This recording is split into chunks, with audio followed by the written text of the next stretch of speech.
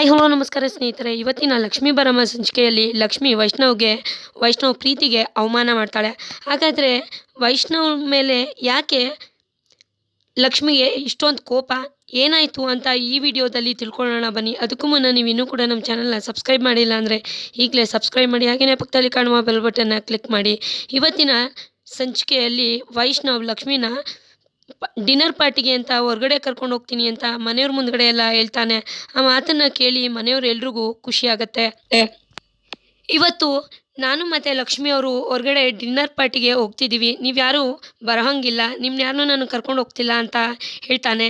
ಆಗ ಆ ಮಾತನ್ನು ಕೇಳಿ ಲಕ್ಷ್ಮಿಗೆ, ಆ ರೀತಿ ಯಾಕೆ ಹೇಳ್ತಿದ್ದೀರಿ, ಬೇಡ ನಾವೆಲ್ಲರೂ ಒಟ್ಟಿಗೆ ಹೋಗೋಣ ಡಿನ್ನರ್ಗೆ ಅಂತ ಹೇಳ್ತಾಳೆ. ಆಗ ಇಲ್ಲ ಹುಟ್ಟಿದಾಗಿಂದನೂ ಇವ್ರ ಜೊತೆಯಲ್ಲಿ ಕೂತು ಊಟ ಮಾಡಿದ್ದೀನಿ, ಇವತ್ತು ಮಾತ್ರ ನಾನು ನೀವು ಇಬ್ಬರೇ ಹೊರಗಡೆ ಹೋಗಿ ಡಿನ್ನರ್ ಮಾಡ್ಕೊಂಬರೋದು, ಈ ವಿಷಯದಲ್ಲಿ ನಿಮ್ಗೆ ಯಾರಾದರೂ ಬೇಜಾರಿದೆಯಾ ಅಂತ ವೈಷ್ಣವ್ ಕೇಳ್ತಾನೆ. ಆಗ ಮನೆಯವರೆಲ್ಲರೂ ಇಲ್ಲಪ್ಪ, ನಮ್ಗೆ ಯಾವುದೇ ಬೇಜಾರಿಲ್ಲ, ನೀವಿಬ್ಬರು ಹೊರಗಡೆ ಹೋಗಿ ಚೆನ್ನಾಗಿ ಎಂಜಾಯ್ ಮಾಡ್ಕೊಂಬನ್ನಿ, ಇದೇ ನಮಗೆ ಬೇಕಾಗಿದ್ದಿದ್ದು ಅಂತ ಮನೆಯವರು ವೈಷ್ಣವ್ಗೆ ಹೇಳ್ತಾರೆ.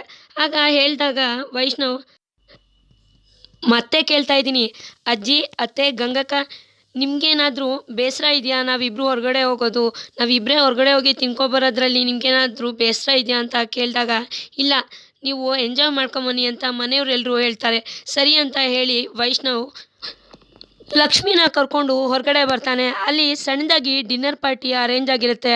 ಅದನ್ನ ನೋಡಿದಂತಹ ಲಕ್ಷ್ಮಿ, ಇದನ್ನೆಲ್ಲ ಯಾವಾಗ ಅರೇಂಜ್ ಮಾಡಿದ್ರಿ, ಅಡುಗೆನೆಲ್ಲ ತಂದು ಇಲ್ಲೇ ಶಿಫ್ಟ್ ಮಾಡಿಬಿಟ್ಟಿರಂಗಿದ್ದೀರಾ ಅಂತ ಕೇಳ್ತಾಳೆ. ಅದಕ್ಕೆ ವೈಷ್ಣವ್, ಹೌದು ರೀ, ಅಡುಗೆ ಮಾಡಿರೋದು ನೀವೇ ಆಗಿರ್ಬೋದು, ಆದರೆ ಸರ್ವ್ ಮಾಡಿ ಡಿನ್ನರ್ ಪಾರ್ಟಿ ಕೊಡೋದು ನಾನು. ನಿಮಗೆ ಮಲ್ಲಿಗೆ ಹೂವು ಅಂದರೆ ತುಂಬ ಇಷ್ಟ ಅಂತ ನಂಗೆ ಚೆನ್ನಾಗಿ ಗೊತ್ತು, ಆದರೆ ನನಗೆ ಸಡನ್ನಾಗಿ ಮಲ್ಲಿಗೆ ಹೂವು ಸಿಗಲಿಲ್ಲ, ಹಾಗಾಗಿ ಮನೇಲಿದ್ದಂಥ ಪ್ಲಾಸ್ಟಿಕ್ ರೋಸ್ನೇ ತೊಗೊಂಬಂದಿದ್ದೀನಿ ಅಂತ ಹೇಳಿ ಆ ಹೂವನ್ನ ಇಟ್ಕೊಂಡು ಮಂಡಿ ಊರಿ ಹೂವನ್ನ ಇಟ್ಕೊಂಡು, ನಿಮ್ಗೆ ಇಷ್ಟ ಆಯಿತಾ ಮಹಾಲಕ್ಷ್ಮಿ ಅವರೇ ಅಂತ ಕೇಳ್ತಾನೆ, ಪ್ರಪೋಸಲ್ ಮಾಡ್ತಾನೆ. ಆಗ ಲಕ್ಷ್ಮಿ ಆ ಹೂವನ್ನ ಟೇಬಲ್ ಮೇಲಿಟ್ಟು, ಸಾಕು ಎದ್ದೇಳ್ರಿ ಮೇಲೆ ಅಂತ ಸಿಟ್ಟಿನಿಂದ ವೈಷ್ಣವ್ಗೆ ಹೇಳ್ತಾಳೆ. ಆಗ ಅದನ್ನು ಕೇಳಿದಂತಹ ವೈಷ್ಣವ್ಗೆ ಶಾಕ್ ಆಗುತ್ತೆ.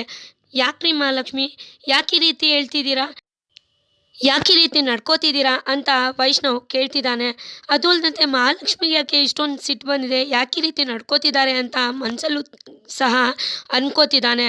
ಹಾಗಾದರೆ ಲಕ್ಷ್ಮಿ ವೈಷ್ಣವ್ಗೆ ಏನು ಹೇಳ್ತಾಳೆ, ಏನು ಹೇಳ್ಬೋದು ಅಂತ ಮುಂದಿನ ವಿಡಿಯೋದಲ್ಲಿ ತಿಳ್ಕೊಳ್ಳೋಣ. ಈ ವಿಡಿಯೋ ನಿಮಗೆ ಇಷ್ಟ ಆದರೆ ಈಗಲೇ ಒಂದು ಲೈಕ್ ಕೊಟ್ಟು ಈ ಸಂಚಿಕೆ ಬಗ್ಗೆ ನಿಮ್ಮ ಅನಿಸಿಕೆ ಹಾಗೂ ಅಭಿಪ್ರಾಯಗಳನ್ನು ನಮಗೆ ಕಮೆಂಟ್ ಮಾಡಿ ತಿಳಿಸಿ. ಧನ್ಯವಾದಗಳು.